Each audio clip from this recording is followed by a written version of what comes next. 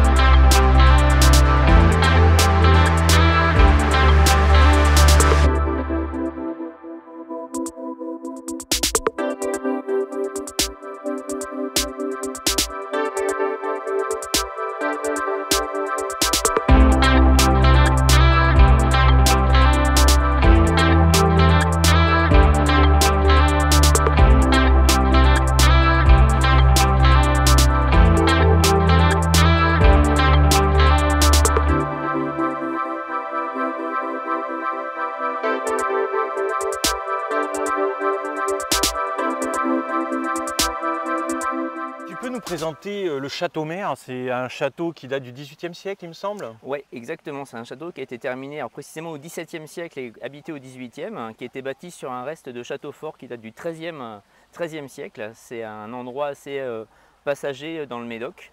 C'était un des points de péage en fait du Médoc lorsque les gens voyageaient. Et l'endroit a été ensuite habité. Il y a eu énormément de travaux qui ont été faits par Colette, qui venait de Paris pour organiser tout le travail au niveau architectural. Il y a quelques bâtiments qui ont été rajoutés sur la partie droite du bâtiment. D'accord. C'est les parties modernes là. Voilà, les parties un petit peu plus modernes qui datent du XXe siècle qui ont été ajoutées derrière. Et c'était aujourd'hui un hôtel donc 4 étoiles depuis le mois de janvier, avec des chambres qui sont de très belle qualité. On a eu la chance de profiter des chambres pour le week-end. T'as dormi ici, toi? Une chambre magnifique, c'était un truc incroyable, c'était un cadre super. On a fait un petit déjeuner fastueux 4 étoiles. Enfin, c'était vraiment un très bel endroit. Il y a la piscine et tout. Le parc est super. Bon, on aura quelques photos du parc, vous allez voir, c'est un endroit qui est très joli. Et on a la chance d'être au milieu des vignes parce qu'en dehors d'être un hôtel 4 étoiles, c'est surtout un domaine viticole qui fabrique du vin. Et donc ils partent de A à Z, ils ont vraiment leurs vignes, leurs raisins, ils vinifient, ils font tout. Et ils ont la chance d'être sur deux appellations différentes. Ils font à la fois du vin au Médoc et à la fois du vin Margaux. Donc ils ont les deux appellations avec les vins, on a goûté les vins du domaine. Ça aussi c'était bien réussi ça. Toujours à boire avec modération. On a décidé de présenter quelques arbres sur les barriques en fait. L'idée c'était ça, c'est de se garder le côté viticole du domaine et le maître de chai nous a prêté quelques barriques qu'il a sorti des chais. Ils sont vides, on a pu les déplacer facilement. On n'a pas tout bu, c'était déjà vidé, c'était mis en bouteille très récemment. Ils nous ont prêté quelques barriques et puis on a pu poser les arbres assez emblématiques dessus en présentation autour du bassin central. Donc voilà, on a un très joli pin sylvestre ici, Shogun, que vous verrez bientôt en exposition. Là, il est encore en phase de maturation cet arbre, dans un pot de culture, mais ça avance de façon très remarquable, donc c'est un arbre fantastique. Vous avez également un olivier sauvage que vous avez dans un petit pot ici qui est en présentation. Donc on a essayé de trouver des arbres qui étaient quand même assez massifs pour présenter sur les barriques, parce que c'est quand même, voilà, la barrique elle a quand même un côté un petit peu lourd, donc on ne pouvait pas se permettre de mettre des arbres trop légers dessus. Et on a fait un choix de mettre des arbres qui ont du caractère. Voilà, qui ont du caractère. Sébastien, on est ici dans la première salle d'exposition du château. Oui, complètement. C'est une salle, c'était un ancien chai en fait, qui a été dédié en salle de réception Ouais. et que le château nous a mis à disposition le temps de l'expo. Alors ici, on a mis en place pas mal d'arbres, un petit peu serrés, on n'est pas dans un casari traditionnel, hein, on s'est adapté quand même à la salle. Ouais, complètement. En fait, au départ, c'est qu'on aurait voulu avoir des espaces qui soient très très japonisants, faire respecter les règles parfaitement.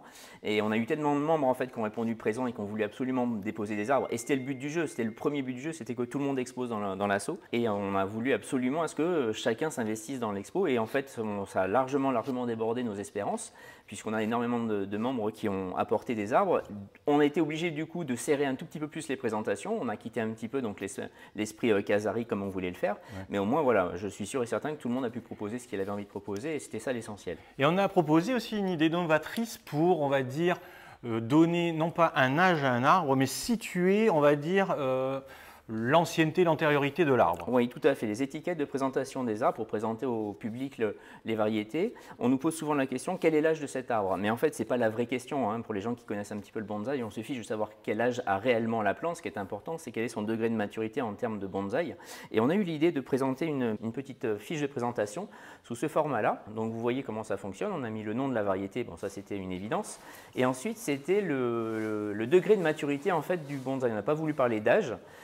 Et donc, on a fait le tour de toute l'exposition avec les membres du club et de façon très très pédagogique, on a réfléchi ensemble à quel était le degré de maturité, l'échelle de maturité du bonsaï. Donc, on a parlé de tronc, on a parlé de l'écorce du tronc, on a parlé de la ramification, on a parlé de la taille des feuilles, on a parlé du choix du pot, on a parlé voilà, de beaucoup de points qui ont fait que on comprend ce que ça veut dire que de faire du bonsaï sur de nombreuses années. Et éventuellement de se faire une idée sur la progression, sur la quantité de travail qu'il va falloir faire pour faire un bonsaï de qualité, quoi. Et la patience. Et la patience, surtout la patience dans le bonsaï. Exactement.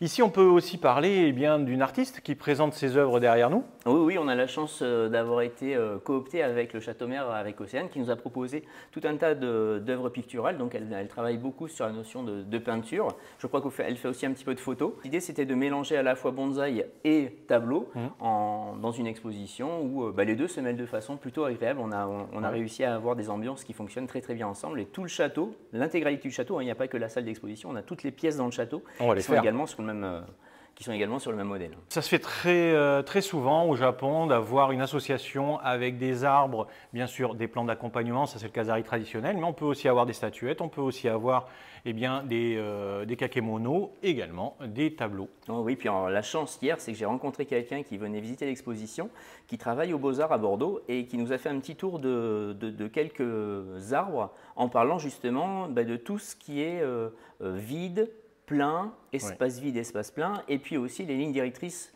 d'œuvres. Donc on a regardé à la fois les tableaux, à la fois les bonsaïs, et on a fait des parallèles qui étaient hyper enrichissants. C'était un monsieur qui m'a beaucoup apporté, c'était très très riche. Ici par exemple, on a, Seb, une présentation de forêt magnifique, d'érable.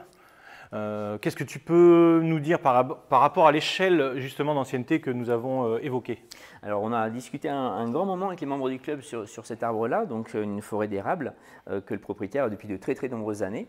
On a fait un travail dessus de rempotage au mois de janvier. On a travaillé dessus avec Alain qui nous a proposé cet arbre pour l'exposition. C'est un arbre qui a une belle envergure, qui a une très très belle maturité en sens où la hauteur, la largeur et la grosseur des arbres, tout est très très harmonieux. Oui. Donc c'est un ensemble qui de loin comme de près fonctionne très très bien. Sur les plans que Fabrice va vous faire, vous verrez tout à l'heure que les troncs ont des diamètres qui sont différents. Quand on se promène à l'intérieur, on a vraiment l'impression qu'on a deux bosquets différents. Enfin, on a toute la construction traditionnelle d'une belle forêt. On a également une ramification qui est très très conique avec des branches qui sont de plus en plus fines plus on s'éloigne du tronc. Une très très belle ramification qui se développe. C'est un arbre qui a encore un petit peu de travail, qui mérite encore un petit peu de travail, notamment au niveau de la taille de la feuille. Le propriétaire nous disait qu'il était très très surpris cette année de la taille des feuilles. C'est la première année qu'il lui fait une pousse aussi forte alors qu'il a très très peu engraissé. Donc ça, il n'explique pas trop et c'est un constat qu'on est nombreux à avoir fait dans nos jardins, d'avoir cette année des feuilles qui sont un petit peu plus grandes que d'habitude. Ouais, suite au rempotage peut-être aussi, et puis le fait qu'il y ait peut-être beaucoup plus d'humidité cette année au printemps que l'année dernière. Oui, c'est peut-être ça. On avait aussi pensé à la sécheresse de l'année dernière. Peut-être que les arbres ont emmagasiné en mémoire, mais ça, j'y connais pas trop, donc je ne veux pas dire de bêtises. Mais en tout cas, c'est un constat qui est assez flagrant cette année, c'est ces grandes feuilles un peu partout. On a dû en enlever d'ailleurs. Hein. Quand on a présenté l'arbre, on a retaillé un peu parce qu'il y avait vraiment de trop grandes feuilles pour pouvoir, on va dire, dissocier un peu les espaces et regarder avoir accès sur les différentes branches. On va dire. Pour le mettre à l'échelle, c'était important qu'on fasse un petit travail de réduction. Mais voilà, c'est un arbre qui fonctionne bien, il a une très très jolie mousse, le pot est parfaitement adapté à la taille. On a une petite tablette qui souligne l'ensemble, c'est vraiment parfait. On n'a pas de plan d'accompagnement, on ne l'a pas travaillé en mode casari parce qu'on est un petit peu trop serré en termes de place, mais voilà, c'est un arbre qui aurait mérité vraiment d'avoir un emplacement particulier. Et la seule petite chose sur laquelle on pourrait encore continuer à le faire évoluer, on en a parlé pas mal avec Alain hier, ça serait de rajouter des petits plans, des plans vraiment beaucoup plus fins qu'on pourrait rajouter un petit peu sur l'arrière de l'arbre de façon à créer un peu de densité et donner un peu plus de profondeur à l'ensemble. Mais non, c'est un arbre qui, voilà, quand on en parle avec le public, il fait partie des number one. Et puis on a envie de s'agenouiller devant lui pour l'observer et rester tout petit dessous. Donc on est resté sur une échelle de maturité, on a réfléchi un petit peu, on a hésité entre 4 et 5 et c'est vrai que l'arbre le mérite, quoi. Le 5, il n'y a pas trop à discuter, il y a un grand travail qui a été fait depuis de très nombreuses années, l'ensemble est complètement harmonieux, il n'y a pas un arbre qui a été rajouté sur le tard, ils ont tous vieilli ensemble, donc voilà, on a un ensemble, 5 ça serait complètement envisageable, même s'il y a toujours une évolution possible pour la suite. Mais c'est une belle pièce. Sébastien, on est ici dans la salle à manger du château. Oui, exactement, ouais, avec de très jolis lustres, des tentures magnifiques. C'est vraiment un espace qui est très cossu. Alors, il y a des meubles anciens. On a décidé de venir avec des touches, positionner des arbres un petit peu partout en fait dans cette salle parce qu'elle est vraiment sympa. Et puis, il y a beaucoup de public qui passe, qui tourne autour de cette table.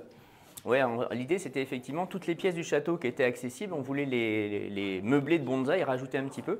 Et les touches vertes qu'on a rajoutées un petit peu partout fonctionnent très bien. On a des petites tablettes qui soulignent également l'ensemble. Et c'est vrai que se promener dans cette ambiance très feutrée, très classe de ce château, rajouter ces bonsaïs dedans, c'était très sympa. Et je ne vous cache pas que j'ai pris mon petit déjeuner dans cette salle ce matin, au milieu des bonsaïs, c'est un grand moment.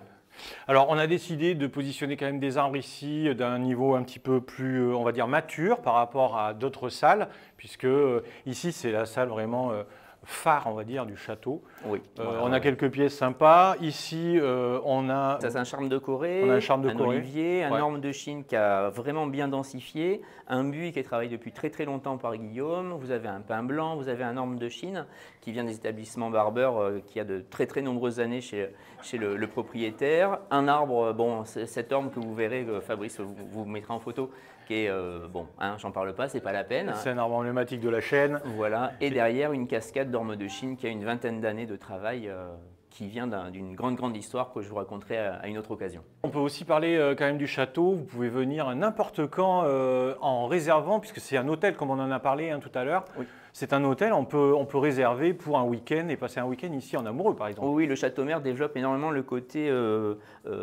touristique autour du vin. Donc ils ont tout un tas d'offres qui sont en plus de l'hôtel où il y a des visites organisées dans les chais, des visites organisées dans les vignes. On a une visite de tous les vignobles aux alentours. Il y a tout un tas de travail sur la relaxation, sur le yoga, sur les naturopathes. Enfin voilà, il y a toute une ambiance en fait de vie autour du château. C'est pas juste un hôtel.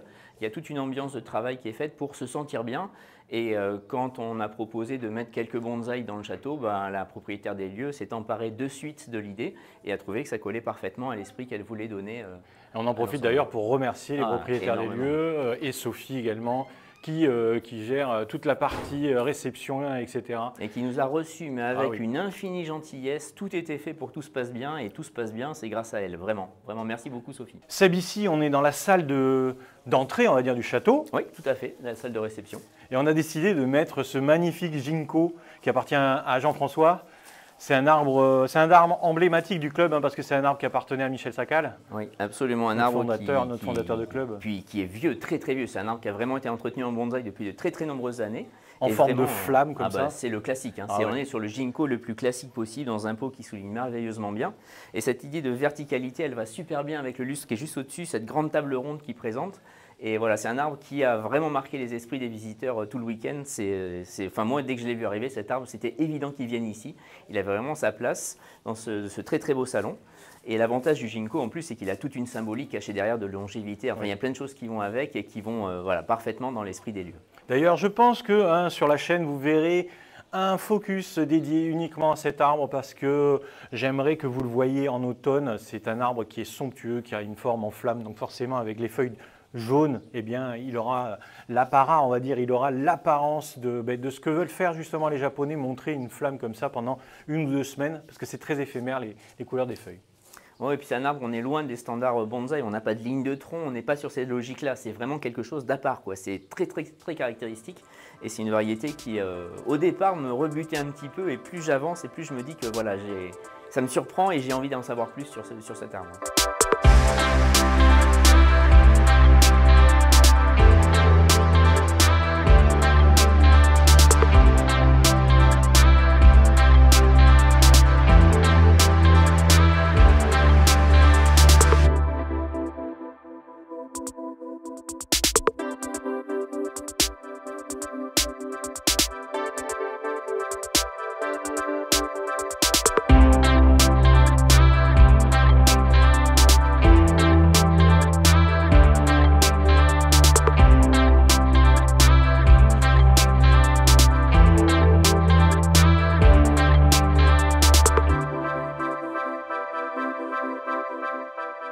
Bonjour Olivier.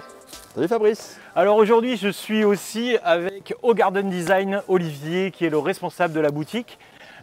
Tu es ici un petit peu chez toi parce que c'est toi qui a été en fait qui organise et qui entretient les jardins de ce château. C'est vrai. Depuis quelques années déjà. Depuis 3 ans, ouais. On a refait la roseraie, on a recréé les parterres du château. Ouais. Et l'entrée du château en lui-même. Donc c'est un beau privilège et en tout cas je suis ravi d'être ici aux côtés du Bonsaï Club Girondin. C'est un petit peu grâce à toi si on est là, donc merci beaucoup Olivier.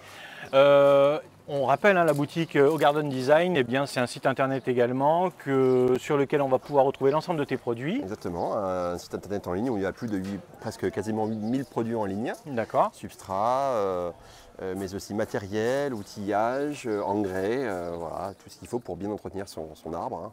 Et ici, tu as un super petit stand sur lequel on peut retrouver plein de choix, plein d'arbres, etc., des outils. Un petit peu le reflet de ce qu'on trouve en boutique. En boutique, ouais. Boutique en ligne, ou boutique aussi physique à Bautiran, à côté de Bordeaux, donc on n'est pas très loin. Si on souhaite te joindre, on peut t'appeler par téléphone, sur ton portable, sur le site internet. Sur le site internet, via l'adresse email aussi du site ou via les réseaux sociaux. D'accord. On est bien présent sur Facebook et Instagram. Ok, merci beaucoup à la boutique Au Garden Design. Merci beaucoup Olivier. Merci. À très bientôt. À bientôt Fabrice. Ciao. Salut Claude. Ah bonjour Fabrice. Ça va? Ouais, toi? Ça va. Alors je vous rappelle que Claude, on peut le retrouver sur la chaîne dans cette vidéo, je sais pas, dans l'angle, vous allez voir, on avait fait un montage sur eux, c'était sympa. Oui, ah oui, très intéressant, enrichissant, oui, bien. Et on l'a même mis d'ailleurs, tu l'as même mis en exposition, bien sûr, pour montrer le travail que nous faisons au club. Ah ben oui, tout à fait. Avec Claude, on est assez complices, ça fait très longtemps qu'on se connaît, et il est venu faire aussi la vidéo sur la marcotte, on a fait plein de choses ensemble. Oui. Aujourd'hui, tu travailles à un tilleul? Eh bien écoute, je profite de l'expo pour travailler. Et montrer au public un petit peu ce que tu es en train de faire. Voilà. Alors là, tu tailles à 2 feuilles, c'est ça? Oui. Là, bon, vu la taille du tilleul argenté, on peut tailler là. On peut tailler, on n'a pas de problème, c'est un arbre emblématique de la France, là, le tilleul quand même. Oui, c'est une variété facile, ouais. Pas trop facile pour bourgeonner en arrière. Pas trop facile pour bourgeonner en arrière et puis qui ne fait pas forcément des feuilles trop petites. Alors voilà, les feuilles sont grosses quand même. Celui-là, les feuilles sont plus grosses que le tilleul à petites feuilles. Ouais. L'argenté est plus gros, quoi. Mais c'est facile à cultiver. C'est facile à cultiver, ça fait 30 ans que je l'ai, alors j'ai commencé par ça. Donc, ouais. Bon, je te laisse travailler, oui, je te dérange pas plus longtemps. C'était juste par par un petit mot de toi quand même, parce que j'aime bien, tu es toujours là en train de travailler, de montrer ce que tu fais. Faut, hein. C'est du boulot le bonsaï, hein. C'est du boulot le bonsaï. Allez, ciao Claude. Allez, ciao. Alors Seb, ici on est à l'extérieur, on a fait une petite table de démonstration avec atelier, surtout pour notre arbre de club. Alors voilà, c'était en plus de l'exposition, on voulait qu'il y ait beaucoup d'animations dans le week-end, donc on a réussi à avoir plein d'intervenants différents. Et on s'était dit aussi que c'était le moment de faire un petit atelier avec les membres du club et puis tous les extérieurs qui voulaient venir travailler avec nous. Donc ce qu'on a fait, c'est qu'on a remis des tables supplémentaires sur lesquelles les gens viennent avec leurs arbres et puis on les conseille, on les aide, on les accompagne comme on fait sur nos séances traditionnelles de club. Ouais. On en a profité pour amener l'arbre du club, une très belle Sabine qu'on a depuis quelques années maintenant, qu'on fait passer de jardin en jardin, chacun peut s'en occuper de son côté. On a un travail commun, on a décidé d'une ligne de conduite sur cet arbre-là. On est sur un travail de mise en forme après les rempotages d'il y a 2 ans. Là maintenant l'arbre est très fort pour subir les travaux. Donc petit travail de nettoyage, choix de branches. On a nettoyé toute la veine vivante, tous les bois morts, on va les passer au liquide agine, un peu de ligaturage. On met l'arbre en forme, on espère que ce soir on aura fini, il y a suffisamment de main pour le faire. Ouais. Donc voilà, un bon travail sur ce bel arbre. Et puis après, tout le monde repart avec des arbres qu'on aura pu travailler ensemble, on a donné des conseils qu'on espère les plus pertinents possibles. Ok Seb, écoute, merci beaucoup pour cette petite visite guidée dans le Château Merne, pour cette exposition Bonsaï Club Girondin. J'espère que cette vidéo vous a plu, surtout n'hésitez pas à laisser moi un commentaire, des questions, comme d'habitude, c'est moi qui réponds. On se retrouve très vite Seb pour très de nouvelles aventures. À très bientôt sur la chaîne.